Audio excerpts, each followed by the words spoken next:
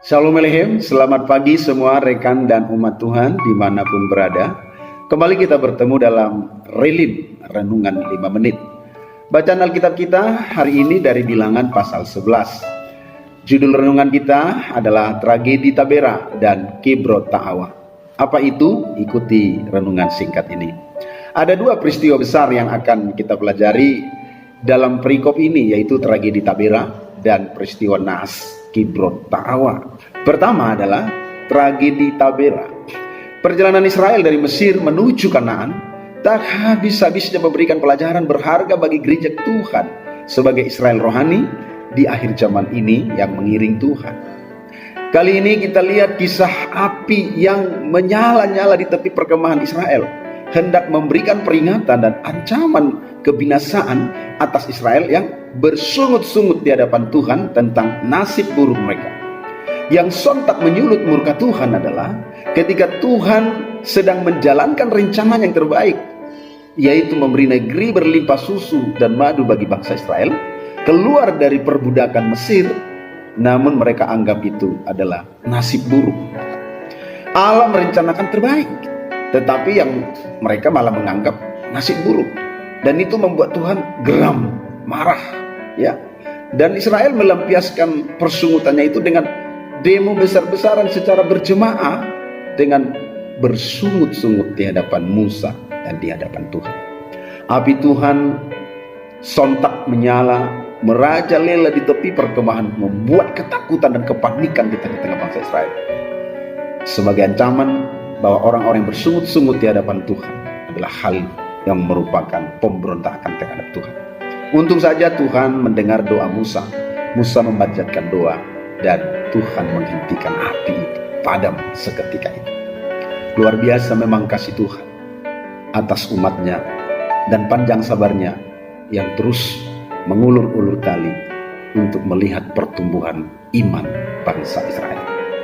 Yang kedua adalah peristiwa Kibrot Ta'awa, masih dalam perikop yang sama, bahwa persungutan ini belum selesai, diikuti atau dilanjutkan dengan persungutan jilid 2. Persungutan ini lahir dari peristiwa bangkitnya orang-orang bajingan, kata Alkitab, yang kemasukan nafsu rakus, menangis beramai-ramai karena merindukan daging. Mereka berkata, kita teringat dengan ikan dan kita teringat dengan makanan yang di Mesir, mentimun, semangka, bawang pre, bawang merah, bawang putih.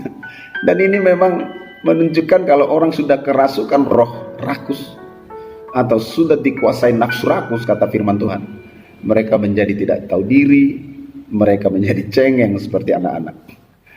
Itu juga gambaran gereja Tuhan yang suka rakus, ingin ini, pingin itu, babat ini, babat itu, tak pernah puas, dan akhirnya tak tahu diri, cengeng seperti anak-anak.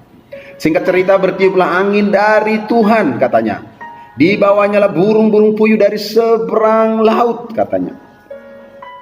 Dan saudaraku, bangsa itu mengumpulkan burung-burung puyuh itu, luar biasa. Sedikit-dikitnya satu orang mendapat 10 homer. Luar biasa ya, baiknya Tuhan itu. Tapi ini ancaman.